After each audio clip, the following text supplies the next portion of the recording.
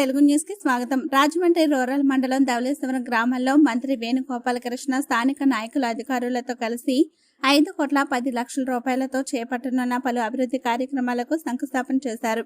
ఈ సందర్భంగా మంత్రి వేణుగోపాలకృష్ణ మాట్లాడుతూ రాష్ట్ర ముఖ్యమంత్రి వైఎస్ జగన్మోహన్ రెడ్డి రాజమండ్రి రూరల్ నియోజకవర్గం ప్రాంత ప్రజల అభివృద్ధి లక్ష్యంగా నియోజకవర్గ కోఆర్డినేటర్ గా నియమించారన్నారు.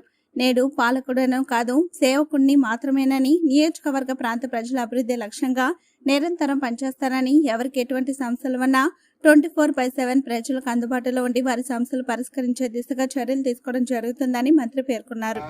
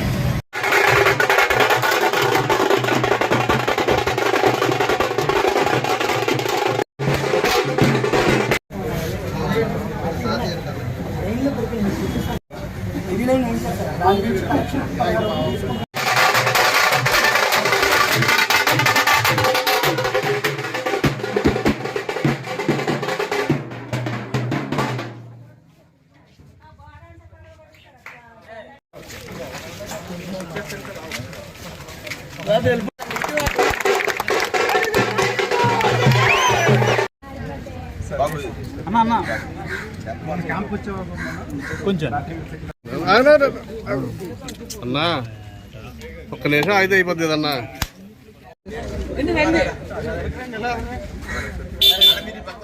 ఒకసారి అలాగే ఉండండి.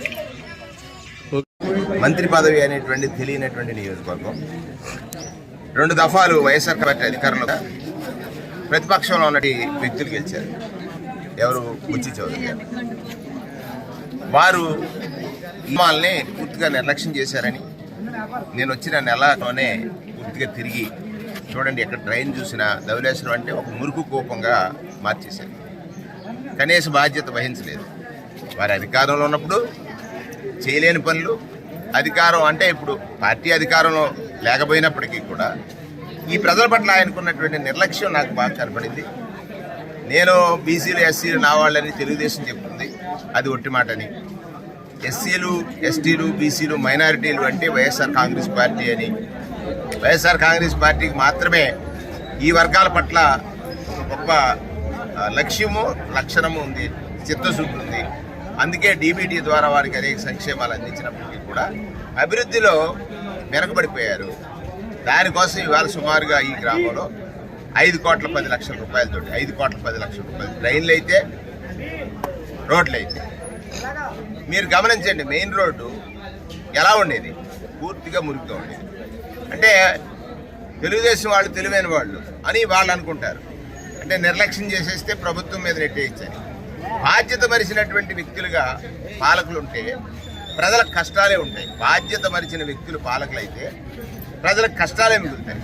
కానీ నేను వచ్చిన నెల 10 రోజుల్లో ఎక్కడెక్కడ ఏ సమస్యలు ఉన్నాయి, ఆ సమస్యల పరిష్కారానికి ఏం చేయాలి అనేటువంటిది తెలుసుకుని దానికి సంబంధించినటువంటి నిధులు మంజూరు చేసి ఈ డ్రైనేజ్ వ్యవస్థని మెరుగుపరచడం కోసం, అలాగే రోడ్స్ వేయటం కోసం, త్రాగునీటి ఇవ్వటం కోసం 40 లక్షల రూపాయలతోటి ఇక్కడ సంపు బాగు చేయడానికి కావాల్సింది. గోదావరి పక్కన ఉంటారు వీళ్ళు, కానీ గోదావరి నీళ్ళు తాగలేదు.